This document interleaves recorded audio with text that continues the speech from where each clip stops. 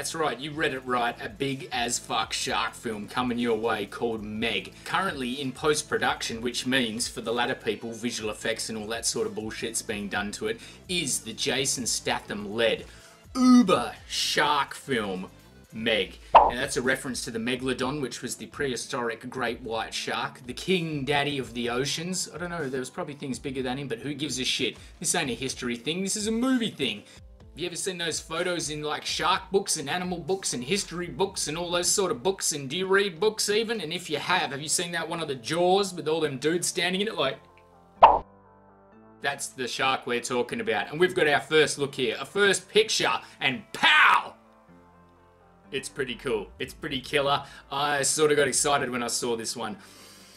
This one's based on a book, and the brief rundown is that like a group of scientists discovered that there is a carcarian, or whatever it's called, a megalodon shark roaming around in the oceans of Earth today. I've read the book. As far as I can tell, it's going to make a pretty interesting movie, but it does have one of the greatest opening scenes to do with sharks, monsters, creatures, anything in the history of opening scenes. I just hope that it makes it into the film. Might have to tweet Statham and say, have the opening of the book in the movie, read the book, Statham, you know, that type of deal. But guys, what do you think about the first photo? I reckon it looks good, man. It's got potential. Of course there's going to be a heap of CG in this one, but I mean, that's the world we live in, so yeah. CG awareness is high, but as long as it's good, man, and there's only one creature, as long as it's done well, sort of Godzilla style, you know, less is more. We could be in for a good ride here, guys. Alright, that's all we've got on Meg for today. Next, mother humping story.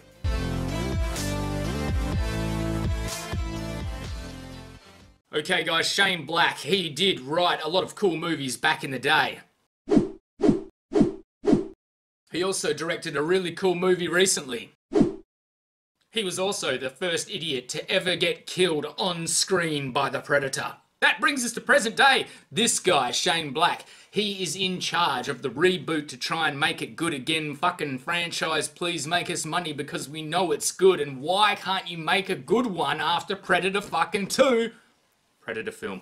And that is called The Predator. Now, the other day, he tweeted out a mysterious looking photo. Hit it! That photo sent nerds, movie nerds, Predator nerds, nerds around the world on fire. They were all scouring it looking for the Predator, but I don't think he's actually in the picture.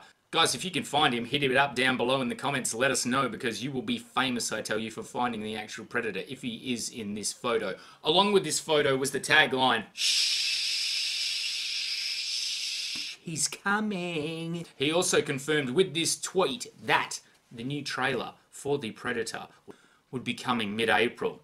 Now, here's where things get sticky. He tweeted out a couple of days after that saying, "Oops, sorry guys. The trailer is actually being prepared and will premiere at CinemaCon," which probably some sort of fucking festival that you or I aren't going to be at. He has said that we're going to get it shortly after this Predator trailer. I mean, he got on fire. People were just like, I ain't got time to bleed. I ain't got time to wait for this trailer, dude. He had the nerve, Shane Black, to actually say in his tweet, "Sorry, I fucked up. The trailer's going to be a little bit after the CinemaCon trailer, so technically you might be seeing it a bit later than scheduled." Then he said, "Patience," after that. Can you fucking believe that? Like, patience, man. I've been waiting since fucking Predator 2 to see a good Predator trailer. Oh my god, what the fuck is this? What are we doing here? I thought we were waiting for something cool here. But your old pal Sergeant Rocko, if I may put my 2 cents in, I have faith in Shane Black. For the main reason is his most recent film, Nice Guys, could have turned into a real happy family sort of shitty comedy, but what we ended up getting is something in the more of the style of the 80s and early 90s buddy cop films. It was great. If you have not seen Nice Guys with Russell Crowe and Ryan Gosling, I suggest you check it out. You'll laugh, you'll cry, you'll be shocked. Guys, that is all we have for The Predator.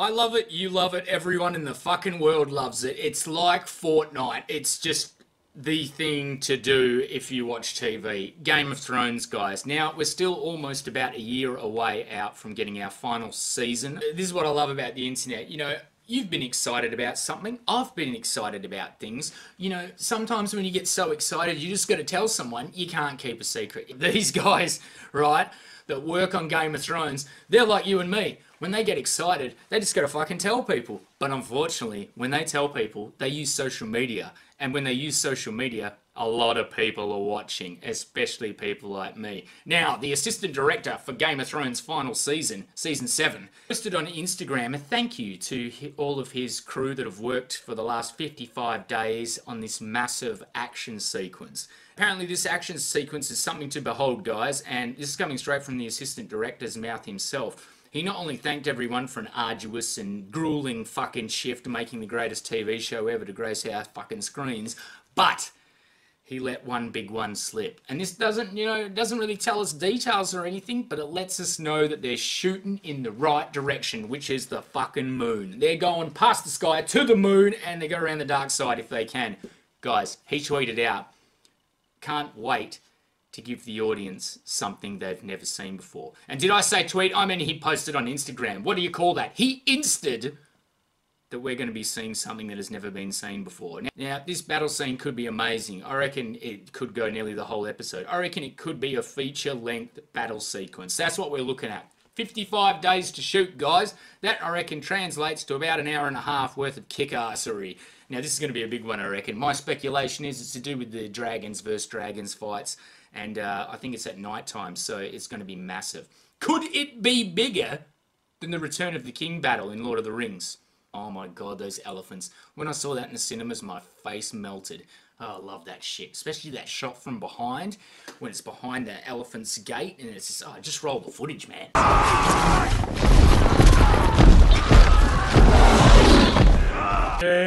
You know what I mean? It's got to, like, for me, I still love Thrones. It could be something we've never seen before, only on TV.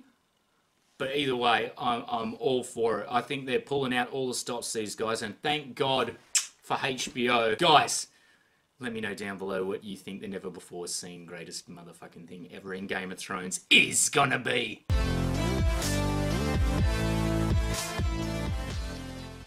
Okay guys, we're going to break down quickly just a couple of new trailers and clips that are on the horizon that have dropped that you might need to see. If you haven't checked out the Solo trailer, the official trailer, this is not the official teaser that we had a couple of months back. This is the full-on trailer. Got heaps of stuff in it. Extra Wookiees, Star Destroyers being built, some robot that sounds like Ellen DeGeneres. A weird one, that one, but hey guys, the trailer looks good and the action in it to me looks good. It looks moody, it looks gritty, it looks good. Guys, check it out. Solo official trailer.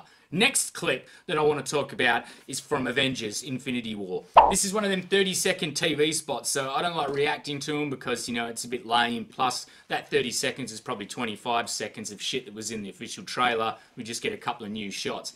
Guys, Avengers Infinity War has a new TV spot called Chant. It's got the Black Panther crew doing their chant, put together quite well. If you've got 30 seconds to spare out of your day, I suggest you check it out. We're going to Bollywood and we are waiting for India's biggest budget film. This one's a sci-fi film, guys, so this is going to be a big one. All eyes are on India for 2.0. It's got Akshay Kumar, some sort of weird, crazy villain versus robot thing.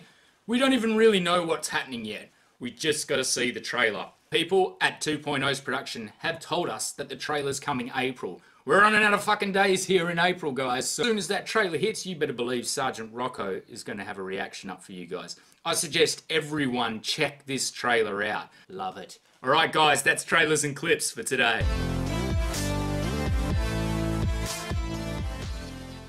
Gaming bitches, and I've got a lot of news for gaming. It's not huge news, there's nothing big. We do now have a announced date trailer from PlayStation and the makers of Spider-Man, the RPG kick-ass looking game. Now that one's coming out September 7th, confirmed guys, so set your dates for September 7th for web slinging around New York City, kicking ass. It's going to be good guys. As long as Spidey does well in Infinity War, I can see me hanging to be swinging around and web-slinging villains in this one, man. This is going to be a cool, fun time. Fans of the Arkham series with Batman, it's sort of along the same lines, but a lot more freedom, I'm guessing. Far Cry 5 is the big one that's been released at the moment, along with Sea of Thieves. They've both had their problems. Far Cry to do with,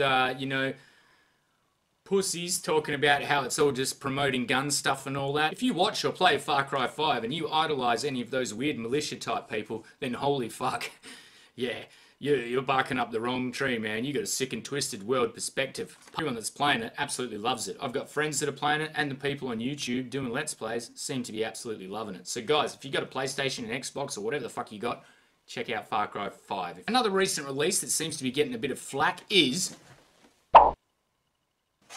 That's right, and Sea of Thieves, guys. It looks so much fun. I, at the moment, do not know if my PC can handle Sea of Thieves. It plays Subnautica, so if anyone can direct me to a website that can tell me that I can go on with my PC and tell me if I can play Sea of Thieves, hit me up in the comments. I've been watching Ghost Wolf Games YouTube channel. I'm going to put all the links in the description below that we've been talking about today, so you guys can check everything out for yourself. I suggest you guys go there, subscribe to him. He and his crew are such a delight to watch play Sea of Thieves. Here is a small clip. Please don't copyright me, Ghost. Go northeast. We'll take the top one and loop back down. All right. That way we catch the ones we need on the way back. It'll minimize how much travel time we have because there's no outposts on the northeast corner. I would also like to point out that we are in a tailwind right now. You can go explore that island to the left. We got some time. If you can shoot yourself out of the cannon without being too drunk. Sure! You mean that one a mile away? Yeah. I'd never make it. I'm gonna fucking try. That looks about right.